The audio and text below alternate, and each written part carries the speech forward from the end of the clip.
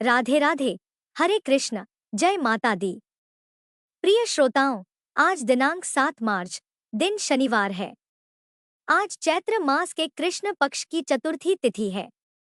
चतुर्थी तिथि आज शाम 7:17 तक रहेगी। इसके बाद पंचमी तिथि प्रारंभ हो जाएगी। आज ब्रह्मा मुहूर्त सुबह 5:10 से 5:58 तक रहेगा। सूर्योदय सुबह 6:47 पर और सूर्यास्त शाम 6:28 पर होगा। चंद्रोदय रात 10:07 पर होगा। आज चित्रा नक्षत्र सुबह 11:15 तक रहेगा। उसके बाद स्वाति नक्षत्र प्रारंभ होगा। वहीं वृद्धि योग सुबह 6:52 तक रहेगा। आज की कथा में आप सुनेंगे चैत्र मास महात्म्य का चौथा अध्याय। इस अध्याय में षष्ठी देवी की पवित्र कथा, उनका व्रत और उनका महात्म्य विस्तार से बताया गया है। यह कथा अत्यंत महत्वपूर्ण मानी जाती है। संतान की सुख समृद्धि, दीर्घायु जीवन की कामना से संतानहीन को संतान प्राप्ति और पुत्रहीन को पुत्र प्राप्ति की इच्छा से इस कथा को अंत तक अवश्य सुनें। तो आइए सबसे पहले सुनते हैं सीता नित्यनेम की पावन कथा। इस कहानी को सीता माता कहती थी और प्रभु श्री राम सुना करती थी। एक दिन श्री राम भगवान को किसी काम के लिए बाहर जाना पड़ा। तो सीता माता कहने लगी कि भगवान, मेरा तो 12 वर्ष का नित्यनेम है। अब आप बाहर जाएंगे तो मैं अपनी कहानी किसे सुनाऊंगी? तब श्री राम ने कहा कि सीते, आप कुएं की पाल पर जाकर बैठ जाना और वहां पर जो भी औरतें पानी भरने आएंगी उन्हें अपनी कहानी सुना दिया करना। सीता माता कुएं की पाल पर जाकर बैठ गई। तभी एक स्त्री आई। उसने रेशम की जरी की साड़ी पहन रखी थी और सोने का घड़ा ले रखा था। सीता माता उसे देखकर कहने लगी, बहन, मेरा 12 वर्ष का नित्यनेम सुन लो। पर वह स्त्री बोली कि मैं तुम्हारा नित्यनेम सुनूंगी तो मुझे तो घर जाने में देर हो जाएगी और मेरी सास मुझसे झगड़ा करेगी। इसलिए उसने कहानी नहीं सुनी और अपने घर चली गई। लेकिन उसके घर जाते ही उसकी रेशम जरी की साड़ी फट गई। सोने का घड़ा मिट्टी के घड़े में बदल गया। सासू ने देखा तो पूछा, अरे बहू, यह किसका दोष अपने सिर लेकर आ गई है? बहू बोली, माँ जी, कुएं पर एक औरत बैठी थी। उसने अपनी कहानी सुनने के लिए कहा, लेकिन मैंने नहीं सुनी। शायद उसी का यह फल मुझे मिला है। बहू की बात सुनकर अगले दिन वही साड़ी और वही घड़ा लेकर सास कुएं की पाल पर गई। सास को वहीं पर सीता माता बैठी मिली तो माता सीता ने कहा, बहन, मेरी कहानी सुन लीजिए। सासू बोली, एक बार छोड़, मैं तो 4 बार कहानी सुन लूंगी। तब सीता माता बोली, राम आए, लक्ष्मण आए, देश के पुजारी आए, नित नेम का नेम लाए, आओ राम बैठो, राम तपी रसोई जीमो, राम माखन मिश्री खाओ, राम दूध पताशा पियो, राम सूत के पलका मोठो, राम शाल दुशाला पोठो, राम शाल दुशाला ओढ़ो, राम जब बोलूं राम ही राम, राम सवारे सबके काम, खाली घर भंडार भरेंगे, सबका बीड़ा पार करेंगे, श्री राम जय जय राम। सासू बोली, बहन, कहानी तो बहुत अच्छी लगी। फिर कहानी सुनकर सासू घर चली गई और उसकी साड़ी फिर से रेशम जरी की बन गई। मिट्टी का घड़ा भी फिर वापस से सोने के घड़े में बदल गया। बहू ने देखा तो कहने लगी, सासू माँ, आपने यह सब कैसे किया? सासू बोली, बहू, तू दोष लगा कर आई थी और मैं अब दोष उतार कर आ रही हूँ। बहू ने पूछा कि माँ जी, वह कुएं वाली स्त्री कौन है? सासू ने बताया कि वह तो सीता माता थी। वह पुराने से नया कर देती है, खाली घर में भंडार भर देती हैं। वह लक्ष्मी जी का वास घर में कर देती हैं और मनुष्य की जो भी इच्छा हो उसे पूर्ण कर देती हैं। बहू बोली, माँ जी, फिर तो ऐसी कहानी मुझे भी सुना दो। सास बोली कि ठीक है, तुम भी सुनो। फिर सास ने कहानी शुरू की।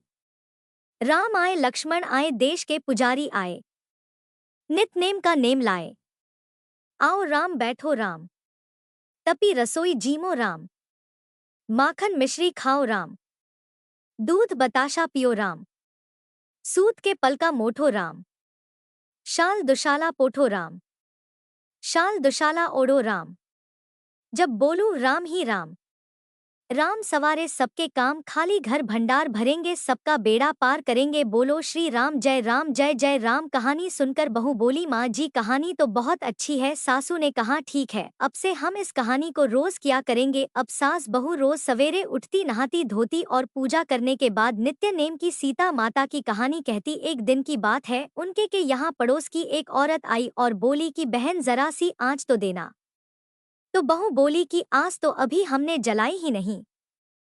पड़ोसन बोली तो फिर तुम सुबह 4 बजे से उठकर क्या कर रही हो?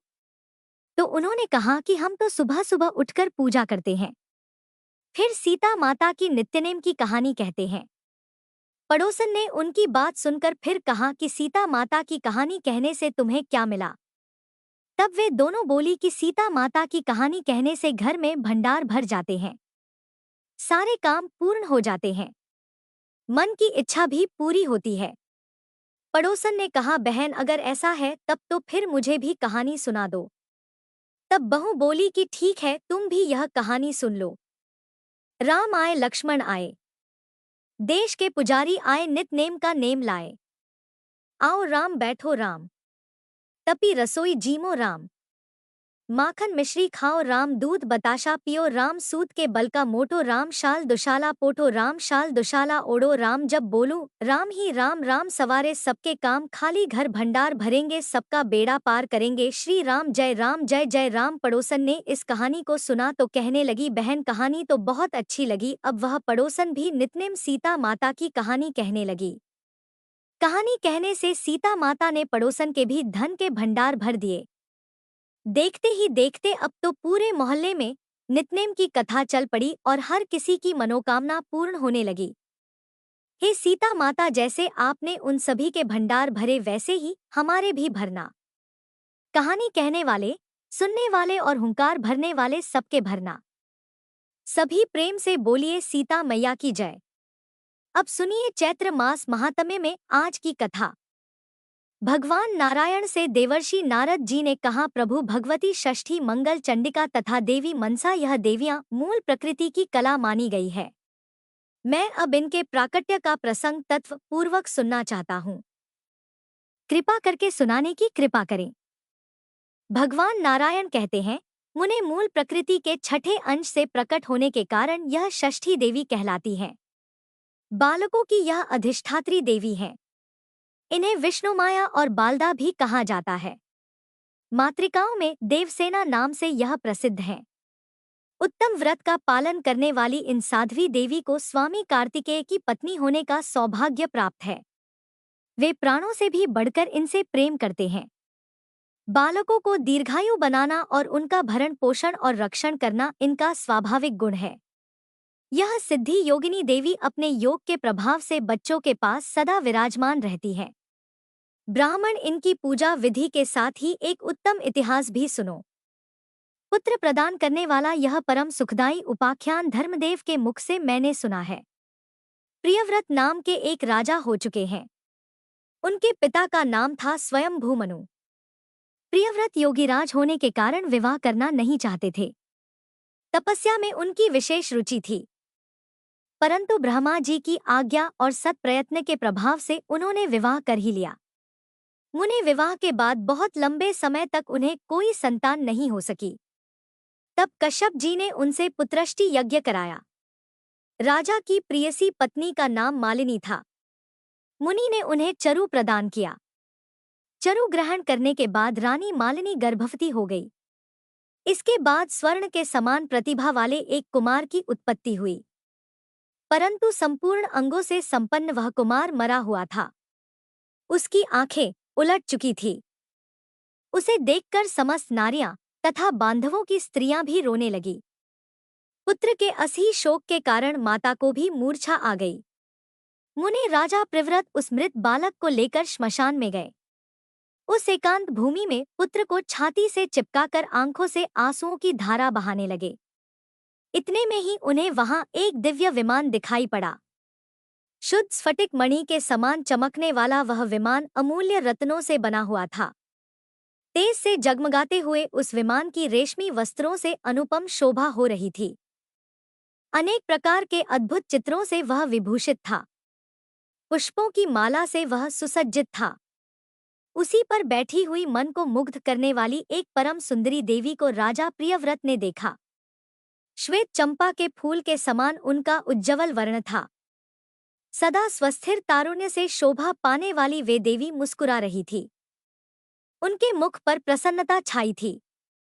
रत्नमय भूषण उनकी छवि बढ़ाए हुए थे। योग शास्त्र में पारंगत वे देवी भक्तों पर अनुग्रह करने के लिए आतुर थी। ऐसा जान पड़ता था वे मानो मूर्ति कृपा ही हो। उन्हें सामने विराजमान देखकर राजा ने अपने बालक को भूमि पर रख दिया और बड़े आदर के साथ उनकी पूजा और स्तुति की। नारद उस समय स्कंद की प्रिया देवी षष्ठी अपने तेज से दैदीप्यमान थी। उनका शांत विग्रह ग्रीष्मकालीन सूर्य के समान चमचमा रहा था।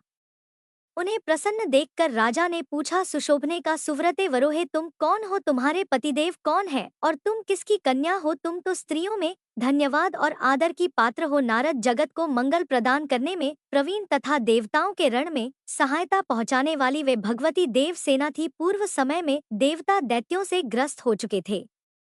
इन देवी ने स्वयं सेना बनकर देवताओं का पक्ष लेकर युद्ध किया था। इनकी कृपा से देवता विजय हो गए थे, अतः इनका नाम देवसेना पड़ गया। महाराज प्रियव्रत की बात सुनकर वे उनसे कहने लगी, राजन, मैं ब्रह्मा की मानसी कन्या हूँ। जगत पर शासन करने वाली मुझ देवी का नाम देवसेना है। विधाता ने मुझे उत्पन्न करके स्वामी कार्तिकेय को सौंप दिया है। मैं संपूर्ण मातृकाओं में प्रसिद्ध हूँ। स्कंद की पतिव्रता पत्नी होने का गौरव मुझे प्राप्त है। भगवती मूल प्रकृति के छठे अंश से प्रकट होने के कारण विश्व में देवी षष्ठी नाम से मेरी प्रसिद्धि है। मेरे प्रसाद से पुत्रहीन व्यक्ति सुयोग्य पुत्र, प्रियाहीन जन प्रिया, दरिद्री धन तथा कर्मशील पुरुष कर्मों के उत्तम फल प्राप्त कर लेते हैं। राजन, सुख, दुख, भय, शोक, हर्ष, मंगल, संपत्ति और विपत्ति यह सब कर्म के अनुसार होते हैं। अपने ही कर्म के प्रभाव से पुरुष अनेक पुत्रों का पिता होता है और कुछ लोग पुत्रहीन भी होते हैं। किसी को मरा हुआ पुत्र होता है और किसी को दीर्घजीवी। यह सब कर्म का ही फल है। गुणी, अंगहीन, अनेक पत्नियों का स्वामी, भार्या रहित, रूपवान, रोगी और धर्मी होने में मुख्य कारण अपना कर्म ही है। कर्म के कारण ही व्याधि होती है और पुरुष आरोग्यवान भी हो जाता है। अतः राजन, कर्म सबसे बलवान है। यह बात श्रुति में कही गई है। मुने इस प्रकार कहकर देवी षष्ठी ने उस बालक को उठा लिया और अपने महान ज्ञान के प्रभाव से खेल ही खेल में उसे पुनः जीवित कर दिया। अब राजा ने देखा तो स्वर्ण के समान प्रतिभा वाला वह बालक हंस रहा था। अभी महाराज प्रियव्रत उस बालक की ओर देख ही रहे थे कि देवी देवसेना उनसे अनुमति लेकर चलने को तैयार हो गई। ब्राह्मण उस समय देवी ने राजा से कर्म निर्मित वेदोक्त वचन कहा। देवी ने कहा, तुम स्वयंभू मनु के पुत्र हो। त्रिलोकी में तुम्हारा शासन चलता है। तुम सर्वत्र मेरी पूजा कराओ और स्वयं भी करो। तब मैं तुम्हें कमल के समान मुख वाला मनोहर पुत्र प्रदान करूंगी। उसका नाम सुव्रत होगा। उसमें सभी गुण और विवेक शक्ति विद्यमान रहेगी। वह भगवान नारायण का कलावतार तथा प्रधान योगी होगा। उसे पूर्व जन्म की बातें याद रहेंगी। क्षत्रियों में श्रेष्ठ वह बालक 100 अश्वमेध यज्ञ करेगा। सभी उसका सम्मान करेंगे। उत्तम बल से संपन्न होने के कारण वह ऐसी शोभा पाएगा जैसे लाखों हाथियों में सिंह। वह धनी, गुणी, शुद्ध विद्वानों का प्रेम भाजन तथा योगियों, ज्ञानियों और तपस्वियों का सिद्ध रूप होगा। त्रिलोकी में उसकी कीर्ति फैल जाएगी। वह सबको सब संपत्ति प्रदान कर सकेगा। इस प्रकार राजा प्रियव्रत से कहने के बाद भगवती देवसेना उन्हें पुत्र प्रदान करने के लिए तत्पर हो गई। राजा प्रियव्रत ने पूजा की सभी बातें स्वीकार कर ली। यो भगवती देवसेना उन्हें उत्तम वर देकर स्वर्ग के लिए प्रस्थान कर गई। राजा भी प्रसन्न होकर मंत्रियों के साथ अपने घर लौट आए। आकर पुत्र के विषय में सारा वृतांत सबसे कह सुनाया। नारद यह प्रिय वचन सुनकर स्त्री और पुरुष सब के सब परम संतुष्ट हो गए। राजा ने सर्वत्र पुत्र प्राप्ति के उपलक्ष्य में मांगलिक कार्य आरंभ करा दिया। भगवती की पूजा की। ब्राह्मणों को बहुत सा धन दान किया। तब से प्रत्येक मास में शुक्ल पक्ष की षष्ठी तिथि के अवसर पर भगवती षष्ठी का महोत्सव यत्नपूर्वक मनाया जाने लगा। बालकों के प्रसव गृह में छठे दिन, 21वें दिन तथा अन्नप्राशन के शुभ अवसर पर यत्नपूर्वक देवी की पूजा होने लगी। सर्व इसका पूरा प्रचार हो गया। स्वयं राजा प्रियव्रत भी पूजा किया करते थे। सुव्रत अब भगवती देवसेना का ध्यान पूजन स्तोत्र कहता हूँ। सुनो, यह प्रसंग कौथुम शाखा में वर्णित है। धर्मदेव के मुख से सुनने का मुझे अवसर मिला था। मुने शालग्राम शिला की प्रतिमा कलश अथवा वट के मूल भाग में या दीवाल पर पुतलिका बनाकर प्रकृति के छठे अंश से प्रकट होने वाली शुद्ध स्वरूपिणी इन भगवती की इस प्रकार पूजा करनी चाहिए। विद्वान पुरुष इनका इस प्रकार ध्यान करें। सुंदर पुत्र कल्याण तथा दया प्रदान करने वाली यह देवी जगत की माता है। श्वेत चंपक के समान इनका वर्ण है। रत्नमय भूषणों से यह अलंकृत है। इन परम पवित्र स्वरूपिणी भगवती देवसेना की मैं उपासना करता हूँ। विद्वान पुरुष यो ध्यान करने के बाद भगवती को पुष्पांजलि समर्पण करें। पुनः ध्यान करके मूल मंत्र से इन साध्वी देवी की पूजा करने का विधान है। पाद्य अर्घ, आचमनीय, गंध, पुष्प, दीप, विविध प्रकार के नैवेद्य तथा सुंदर फल द्वारा भगवती की पूजा करनी चाहिए। उपचार अर्पण करने के पूर्व ओम ह्रीं षष्ठी देव्य स्वाहा इस मंत्र का उच्चारण करना विहित है। पूजक पुरुष को चाहिए कि यथाशक्ति इस अष्टाक्षर महामंत्र का जप भी करें। इसके बाद मन को शांत करके भक्ति पूर्वक स्तुति करने के बाद देवी को प्रणाम करें। फल प्रदान करने वाला यह उत्तम स्तोत्र सामवेद में वर्णित है। जो पुरुष देवी के उपर्युक्त अष्टाक्षर महामंत्र का 1,00,000 जप करता है, उसे अवश्य ही उत्तम पुत्र की प्राप्ति होती है, ऐसा ब्रह्मा जी ने कहा है। मुनिवर, अब संपूर्ण शुभकामनाओं को प्रदान करने वाला स्तोत्र भी सुनो। नारद सबका मनोरथ पूर्ण करने वाला यह स्तोत्र वेदों में गोप्य है। देवी को नमस्कार है। महादेवी को नमस्कार है। शांत स्वरूपिणी भगवती सिद्धा को नमस्कार है। शुभा देवसेना एवं भगवती षष्ठी को बार बार नमस्कार है। वरदा, पुत्रदा, धनदा, सुखदा और मोक्ष प्रदा भगवती षष्ठी को बार बार नमस्कार है। मूल प्रकृति के छठे अंश से प्रकट होने वाली सिद्ध स्वरूपिणी भगवती षष्ठी को नमस्कार है। माया सिद्ध योगिनी सारा, शारदा और परादेवी नाम से शोभा पाने वाली भगवती षष्ठी को बार बार नमस्कार है। बालकों की अधिष्ठात्री, कल्याण प्रदान करने वाली कल्याण स्वरूपिणी और कर्मों के फल प्रदान करने वाली देवी षष्ठी को बार बार नमस्कार है। अपने भक्तों को प्रत्यक्ष दर्शन देने वाली तथा सबके लिए संपूर्ण कार्यों में पूजा प्राप्त करने की अधिकारिणी स्वामी कार्तिकेय की प्राणप्रिया देवी षष्ठी को बार बार नमस्कार है। मनुष्य जिनकी सदा वंदना करते हैं तथा देवताओं की रक्षा में जो तत्पर रहती हैं, उन शुद्ध सत्व स्वरूपा देवी षष्ठी को बार बार नमस्कार है। हिंसा और क्रोध से रहित भगवती षष्ठी को बार बार नमस्कार है। सुरेश्वरी, तुम मुझे धन दो, प्रिया पत्नी दो और पुत्र देने की कृपा करो। महेश्वरी, आप मुझे सम्मान दो, विजय दो और मेरे शत्रुओं का संहार कर डालो। धन और यश प्रदान करने वाली भगवती षष्ठी को बार बार नमस्कार है। सुपूजिते, आप भूमि दो, प्रजा दो, विद्या दो तथा कल्याण एवं जय प्रदान करो। आप षष्ठी देवी को बार बार नमस्कार है।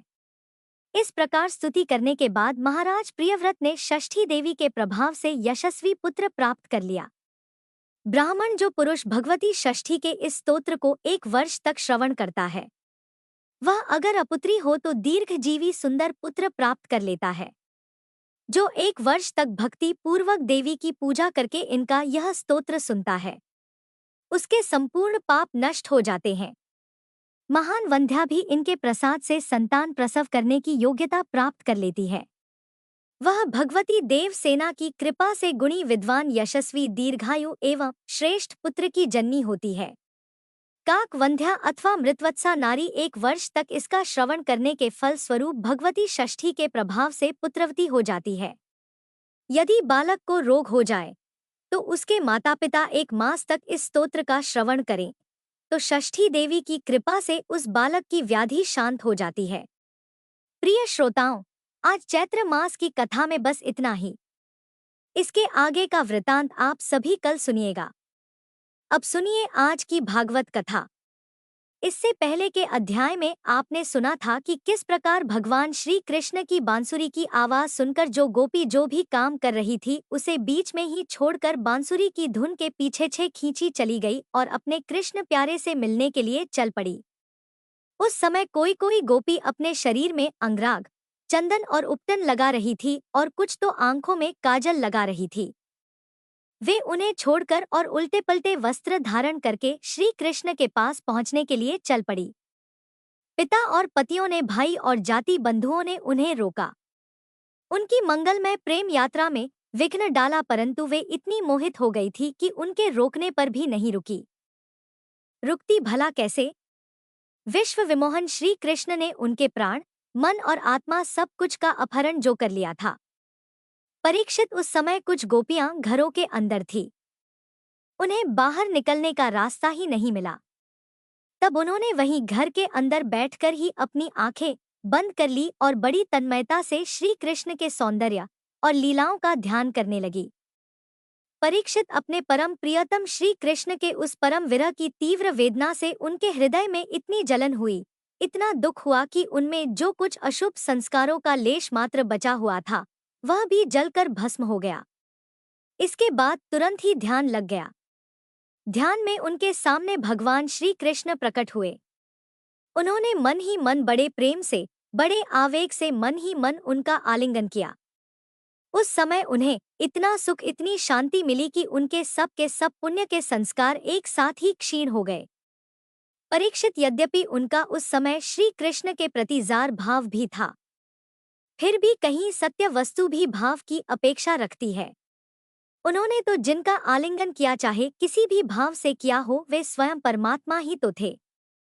जब भगवान श्री कृष्ण ने देखा कि ब्रज की अनुपम विभूतियां, गोपियां मेरे बिल्कुल पास आ गई हैं, तब उन्होंने अपनी विनोद भरी वाक चातुर्य से उन्हें मोहित करते हुए कहा, क्यों ना हो भूत भविष्य और वर्तमान के जितने वक्ता हैं, उनमें वे ही तो सर्वश्रेष्ठ हैं। भगवान श्री कृष्ण कहने लगे, हे महाभाग्यवती गोपियों, आप सभी का स्वागत है। बतलाओ, आपको प्रसन्न करने के लिए मैं कौन सा काम करूं? ब्रिज में तो सब कुशल मंगल है ना? कहो, इस समय यहाँ आने की क्या आवश्यकता पड़ गई? सुंदरी गोपियों, रात का समय है, यह स्वयं ही बड़ा भयावना होता है और इसमें बड़े बड़े भयावने जीव जंतु इधर उधर घूमते रहते हैं। इसलिए तुम सब के सब तुरंत अभी इसी क्षण ब्रिज में वापस लौट जाओ। रात के समय घोर जंगल में स्त्रियों को कभी नहीं रुकना चाहिए। तुम्हें ना देखकर तुम्हारे माँ बाप, पति, पुत्र और भाई बंधु तुम्हें ढूंढ रहे होंगे। उन्हें भयभीत मत करो। तुम लोगों ने रंग बिरंगे पुष्पों से लदे हुए इस वन की शोभा को देखा। पूर्ण चंद्रमा की कोमल रश्मियों से यहेंगा हुआ है, मानो उन्होंने अपने हाथों से चित्रकारी की हो, और यमुना जी के जल का स्पर्श करके बहने वाली शीतल हवा की मंद मंद गति से हिलते हुए यह वृक्षों के पत्ते इस वन की शोभा को और भी बढ़ा रहे हैं। परंतु अब तो तुम लोगों ने यह सब कुछ देख लिया। अब देर मत करो, शीघ्र से शीघ्र ब्रज में लौट जाओ। तुम लोग कुलीन स्त्री हो और स्वयं ही सती हो। जाओ जाओ और अपने पतियों की और सतियों की सेवा शुश्रूषा करो। देखो तो तुम्हारे घर के नन्हें बच्चे और गौं के बछड़े रोकर रभा रहे हैं।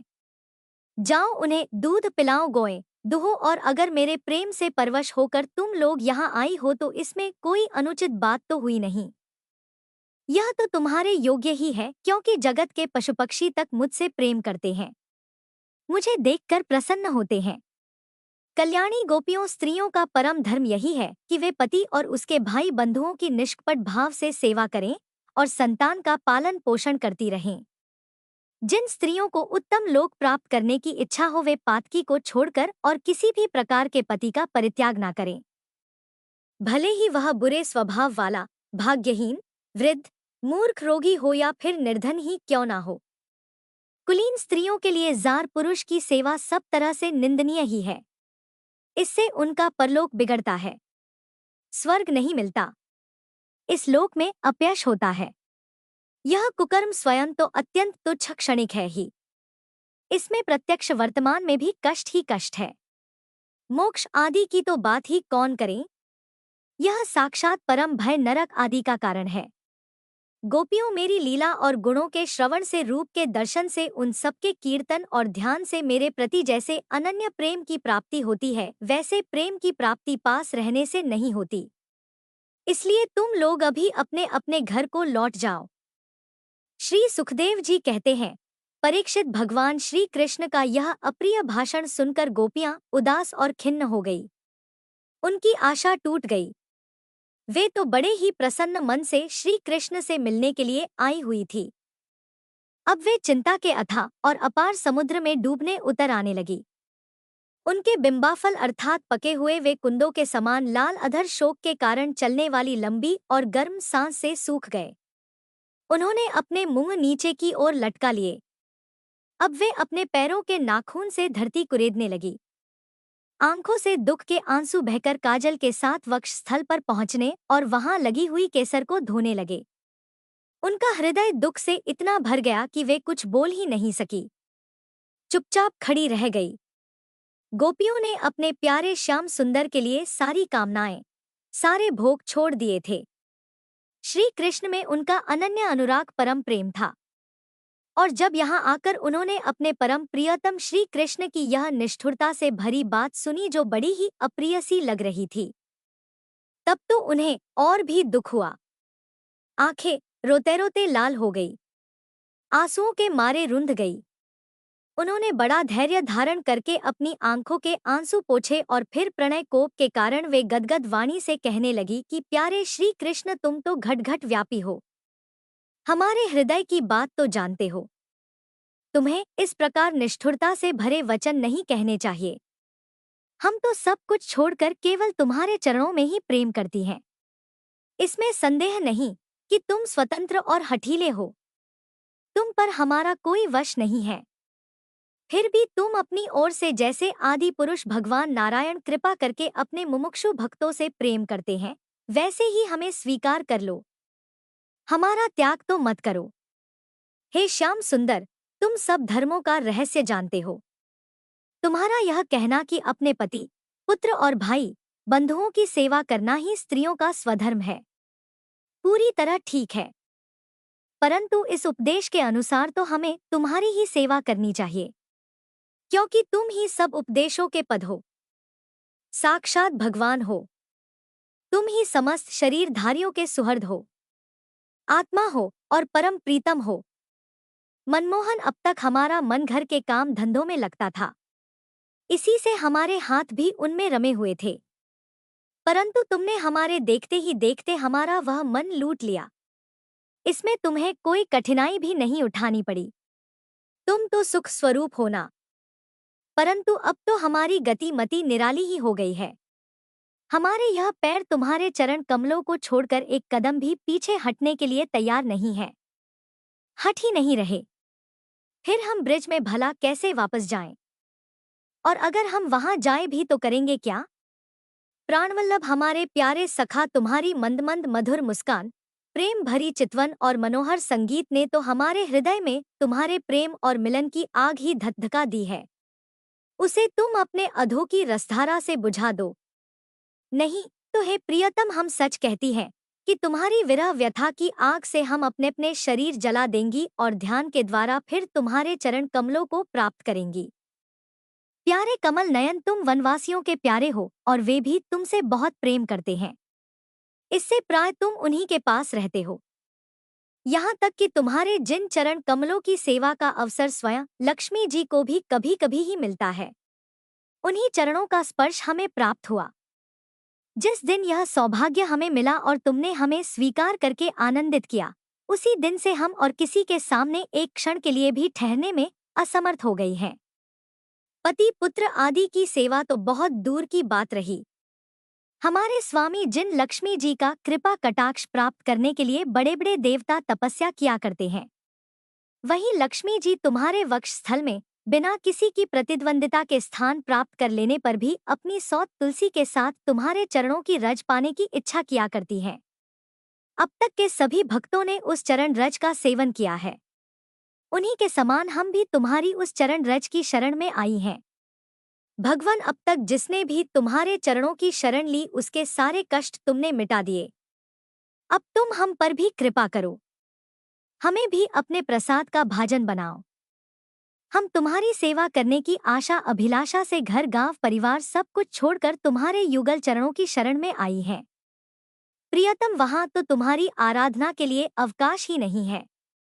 हे पुरुष भूषण, हे पुरुषोत्तम, तुम्हारी मधुर मुस्कान और चारु चितवन ने हमारे हृदय में प्रेम के मिलन की आकांक्षा की आग को धका दिया है और अब हमारा रोम रोम उससे जल रहा है। तुम हमें अपनी दासी के रूप में ही स्वीकार कर लो, हमें अपनी सेवा का अवसर तो दो। हे प्रीतम, तुम्हारा सुंदर मुख कमल जिस पर घुंघराली अलके झलक रही है, तुम्हारे यह कमनी कपोल जिन पर सुंदर सुंदर कुंडल अपना अनंत सौंदर्य बिखेर रहे हैं, तुम्हारे यह मधुर अधर जिनकी सुधा सुधा को भी लजाने वाली है, तुम्हारी यह नयन मनोहारी चितवन जो मंद मंद मुस्कान से उल्लसित हो रही है, तुम्हारी यह दोनों भुजाएं जो शरणागतों को अभयदान देने में अत्यंत उदार हैं, और तुम्हारा यह वक्ष स्थल जो लक्ष्मी जी का सौंदर्य की एकमात्र देवी का नित्य क्रीड़ा स्थल है, देखकर हम सब तुम्हारी दासी हो गई हैं। हे प्यारे श्याम सुंदर, तीनों लोकों में भी और ऐसी कौन सी स्त्री है जो मधुर मधुर पद और आरोह अवरोह क्रम से तरह तरह की मूर्छनाओं से युक्त तुम्हारी वंशी की तान सुनकर इस त्रिलोक सुंदर मोहिनी मूर्ति को, जो अपने एक बूंद सौंदर्य से त्रिलोकी को सौंदर्य का दान करती है और जिसे देखकर गौ पक्षी वृक्ष और हिरण भी रोमांचित पुलकित हो जाते हैं, अपने नेत्रों से जी भरकर देखकर आर्य मर्यादा से विचलित ना हो जाए, कुल कान और लोक लज्जा को त्याग कर तुम में अनुरक्त ना हो जाए। हमसे यह बात छिपी नहीं है कि जैसे भगवान नारायण देवताओं की रक्षा करते हैं, वैसे ही तुम ब्रज मंडल का भय और दुख मिटाने के लिए ही प्रकट हुए हो। और यह भी स्पष्ट ही है कि दीन दुखियों पर तुम्हारा बड़ा प्रेम, बड़ी कृपा है। प्रियतम, हम भी बड़े दुखिनी हैं। तुम्हारे मिलन की इच्छा से हमारा वक्षस्थल जल रहा है। तुम अपने इन दासियों के वक्षस्थल और सिर पर अपने कोमल कर कमल रखकर इन्हें अपना लो, हमें जीवन दान दे दो। श्री सुखदेव जी कहते हैं, हे परीक्षित, भगवान श्री कृष्ण सनकादि योगियों और शिव आदि योगेश्वरों के भी ईश्वर हैं। जब उन्होंने गोपियों की व्यथा और व्याकुलता से भरी वाणी सुनी तब उनका हृदय दया से भर गया। यद्यपि वे आत्माराम है, अपने आप में ही रमण करते रहते हैं, उन्हें अपने अलावा और किसी भी बाह्य वस्तु की अपेक्षा नहीं है, फिर भी उन्होंने हंसकर उनके साथ क्रीड़ा प्रारंभ की। भगवान श्री कृष्ण ने अपनी भाव और चेष्टाएं गोपियों के अनुकूल कर दी, फिर भी वे अपने स्वरूप में ज्यों के त्यों एक स्थित थे, अच्युत थे। जब वे खुलकर हंसते तब उनके उज्ज्वल उज्ज्वल दांत कुंडली के समान जान पड़ते थे। उनकी प्रेम भरी चितवन से और उनके दर्शन के आनंद से गोपियों का मुख कमल प्रफुल्लित हो गया। वे उन्हें चारों ओर से घेर कर खड़ी हो गई। उस समय श्री कृष्ण की ऐसी शोभा हुई मानो अपनी पत्नी तारिकाओं से घिरे हुए चंद्रमा ही हो।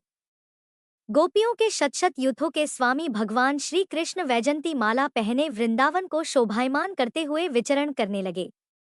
कभी गोपियां अपने प्रीतम श्री कृष्ण के गुण और लीलाओं का गान करती तो कभी श्री कृष्ण गोपियों के प्रेम और सौंदर्य के गीत गाने लगते।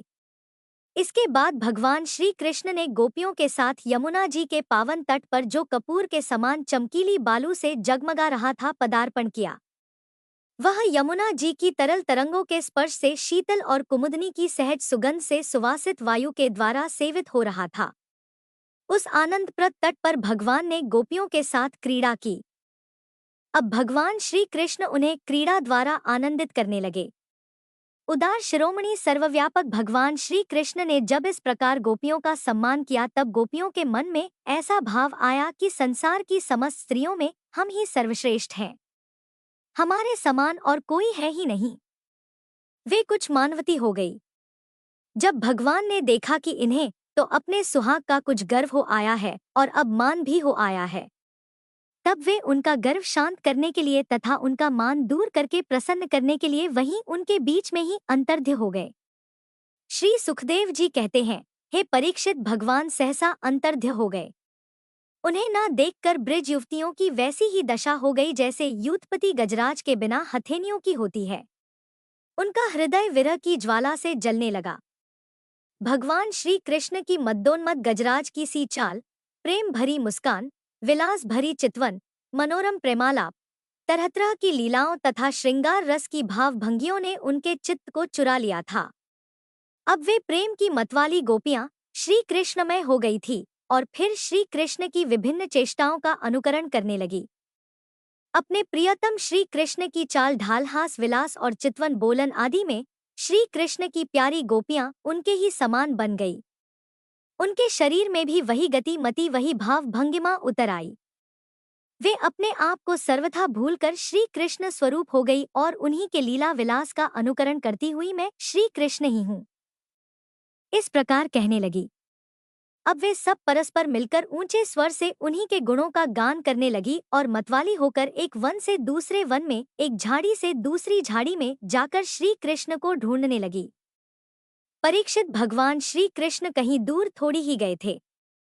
वे तो समस्त जड़ चेतन पदार्थों में और उनके बाहर भी आकाश के समान एक रस स्थित ही हैं। वे वहीं थे, उन्हीं में थे। परंतु उन्हें ना देखकर गोपियां वनस्पतियों से, पेड़ पौधों से, पत्तों से उनका पता पूछने लगी। गोपियों ने पहले बड़े बड़े वृक्षों से जाकर पूछा, हे पीपल पाकर और बरगद नंद नंदन श्याम सुंदर, अपनी प्रेम भरी मुस्कान और चितवन से हमारा मन चुराकर चले गए हैं। क्या तुम लोगों ने उन्हें देखा है? कुर्बक, अशोक, नागकेशर, पुनाग और चंपा, बलराम जी के छोटे भाई, जिनकी मुस्कान मात्र से बड़ी बड़ी मानियों का मान मर्दन हो जाता है, इधर आए थे क्या?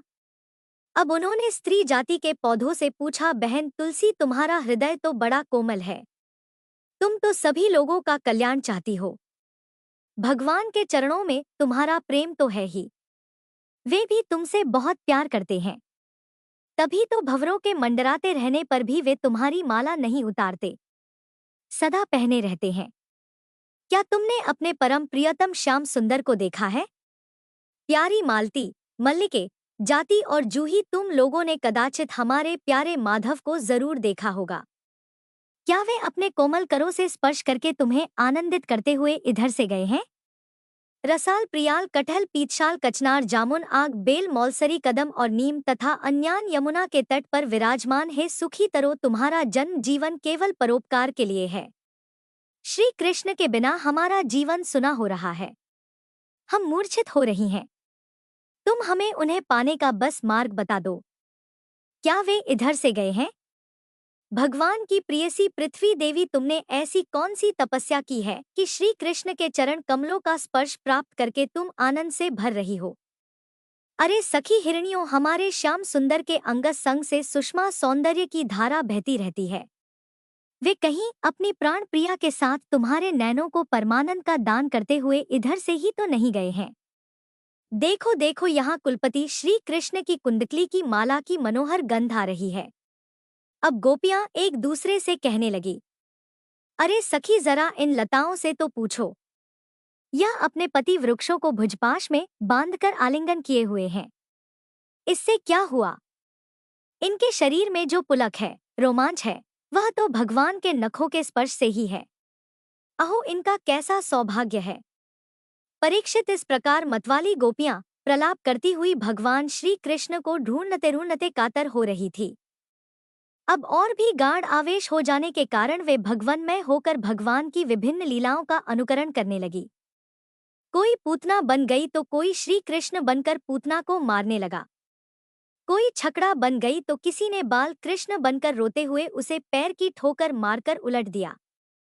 कोई सखी बालकृष्ण बनकर बैठ गई तो कोई तृणावर्त दैत्य का रूप धारण करके उसे हर कर ले गई। कोई गोपी पांव घसीट घसीट कर घुटने के बल बक्या चलने लगी और उस समय उसके पायजेब रुझुन रुझुन बोलने लगे। परीक्षित, एक गोपी कालिया नाग बन गई तो दूसरी श्री कृष्ण बनकर उसके सिर पर पैर रखकर ही चढ़ चढ़ कर बोलने लगी, रे दुष्ट सांप, तू यहाँ से चला जा, मैं दुष्टों का दमन करने के लिए ही प्रकट हुआ हूँ। इतने में ही एक गोपी बोल उठी, अरे ग्वालों, देखो वन में बड़ी भयंकर आग लगी है, तुम लोग जल्दी से जल्दी अपनी आंखें बंद कर लो, मैं अनायास ही तुम लोगों की रक्षा कर लूंगा। फिर एक गोपी यशोदा जी बन गई तो दूसरी बन गई श्री कृष्ण।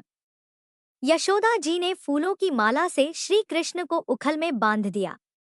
अब वह श्री कृष्ण बनी हुई सुंदरी गोपी हाथों से मुंह ढककर श्री कृष्ण की ही तरह डरने की नकल करने लगी। परीक्षित इस प्रकार लीला करते करते गोपियां वृंदावन के वृक्ष और लता आदि से फिर भी श्री कृष्ण का पता पूछने लगी।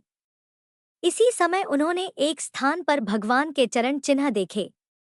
अब वे आपस में कहने लगी, अवश्य ही यह चरण चिन्ह उदास शिरोमणि नंद नंदन श्याम सुंदर के हैं, क्योंकि इनमें ध्वजा, कमल, ब्रज, अंकुश और जौ आदि के चिन्ह स्पष्ट हो रहे हैं। उन चरण चिन्हों के द्वारा ब्रज वल्लभ भगवान को ढूंढती हुई गोपियां आगे बढ़ने लगी। तब उन्हें श्री कृष्ण के साथ किसी ब्रज युवती के भी चरण चिन्ह दिख पड़े। उन्हें देखकर तो वे अपव्याकुल हो गई और आपस में कहने लगी, जैसे हथिनी अपने प्रियतम गजराज के साथ गई हो, वैसे ही नंद नंदन श्याम सुंदर के साथ उनके कंधे पर हाथ रखकर चलने वाली किस बभागिनी के यह चरण चिन्ह हो सकते हैं। अवश्य ही सर्वशक्तिमान भगवान श्री कृष्ण की यह आराधिका होगी, इसलिए इस पर प्रसन्न होकर हमारे प्राण प्यारे श्याम सुंदर ने हमें छोड़ दिया है और इसे एकांत में ले गए हैं। प्यारी सखियों, भगवान श्री कृष्ण अपने चरण कमल से जिस रज का स्पर्श कर देते हैं वह धन्य ही हो जाती है, उसके अहो भाग्य है। क्योंकि ब्रह्मा, शंकर और लक्ष्मी आदि भी अपने अशुभ नष्ट करने के लिए उस रज को अपने सिर पर धारण किया करते हैं।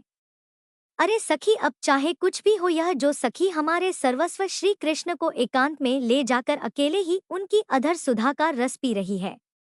इस गोपी के उभरे हुए चरण चिन्ह तो हमारे हृदय में बड़ा ही क्षोभ उत्पन्न कर रहे हैं।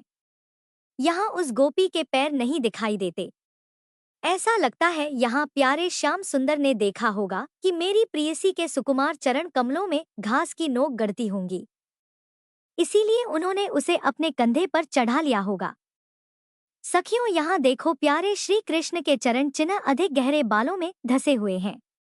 इससे तो यही लगता है कि यहीं से वे किसी भारी वस्तु को उठाकर चले हैं और उसी के बोझ से उनके पैर जमीन में धंस गए हैं। हो ना हो यहाँ उस कामी ने अपनी प्रियतमा को अवश्य ही कंधे पर चढ़ाया होगा।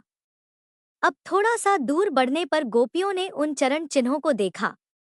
उन्हें एक एक गहराई से देखने के बाद, पहचानने के बाद फिर से कहने लगी कि देखो देखो, यहाँ परम प्रेमी ब्रिजवल्लभ ने फूल चुनने के लिए अपनी प्रियसी को नीचे उतार दिया है और यहाँ परम प्रीतम श्री कृष्ण ने अपनी प्रियसी के लिए फूल चुने हैं। उचकुचक कर फूल तोड़ने के कारण यहाँ उनके पंजे तो धरती में गड़े हुए हैं और एड़ी का पता ही नहीं है। परम प्रेमी श्री कृष्ण ने कामी पुरुष के समान यहाँ अपनी प्रेसी केश भी संवारे हैं। देखो, अपने चुने हुए फूलों को प्रेसी की चोटी में गूंथने के लिए वे यहाँ अवश्य ही बैठे रहे होंगे। भगवान श्री कृष्ण तो आत्माराम है। परीक्षित, वे अपने आप में ही संतुष्ट और पूर्ण है। जब वे अखंड हैं, उनमें दूसरा कोई है ही नहीं, तब उनमें काम की कल्पना कैसे हो सकती है। फिर भी उन्होंने कामियों की दीनता, स्त्री पर्वता और स्त्रियों की कुटिलता दिखाते हुए वहां उस गोपी के साथ एकांत में क्रीड़ा की थी, खेल रचा था। इस प्रकार गोपियां मतवाली सी होकर अपनी सुधबुद्ध खोकर एक दूसरे को भगवान श्री कृष्ण के चरण चिन्ह दिखलाती हुई वन मन में भटक रही थी।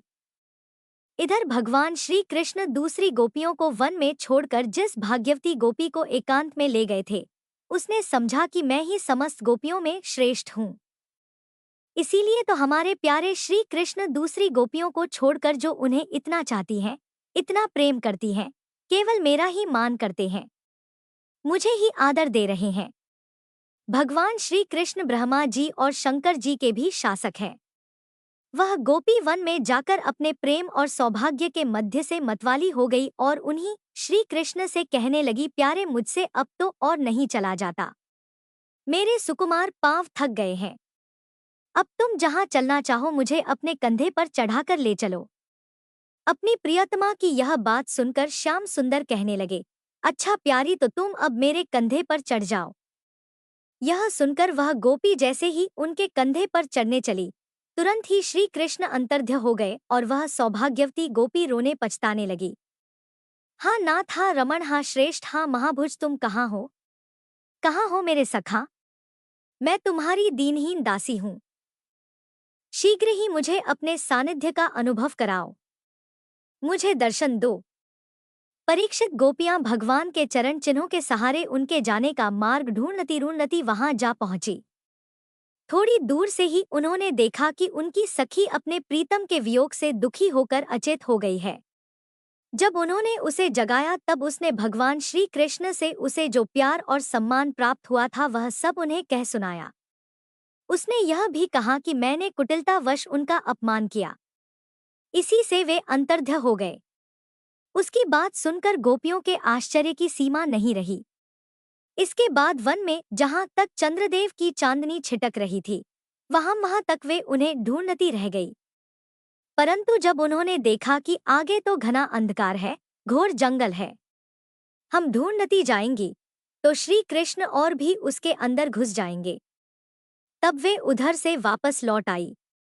परीक्षित गोपियों का मन श्री कृष्णमय हो गया था और उनके मुंह से भगवान श्री कृष्ण की बातों के अलावा और कुछ निकलता ही नहीं था। उनके शरीर से केवल श्री कृष्ण के लिए और केवल श्री कृष्ण की ही चेष्टाएं हो रही थी। कहाँ तक कहूँ, उनका रोम रोम, उनकी आत्मा श्री कृष्णमय हो रही थी। वे तो बस श्री कृष्ण की ही बातें, उनके ही गुणों, उनकी ही लीलाओं का गान कर रही थी और उनमें इतनी लीन हो रही थी कि उन्हें अपने शरीर की भी सुध नहीं रही। फिर भला घर की याद तो कौन ही करता। गोपियों का रोम रोम इस बात की प्रतीक्षा और आकांक्षा कर रहा था कि जल्दी से जल्द श्री कृष्ण आ जाए। श्री कृष्ण की ही भावना में डूबी हुई गोपियां यमुना जी के पावन तट पर रमण रीति में लौट आई और एक साथ मिलकर श्री कृष्ण के गुणों का गान करने लगी। हरे कृष्ण। आज के अध्याय में बस इतना ही। इसके आगे जो कुछ भी हुआ उसका वृतांत और भी अधिक रोचक और प्रेरणादायक है। उसे सुनने के लिए आप सभी कल के अगले अध्याय को अवश्य सुनिएगा।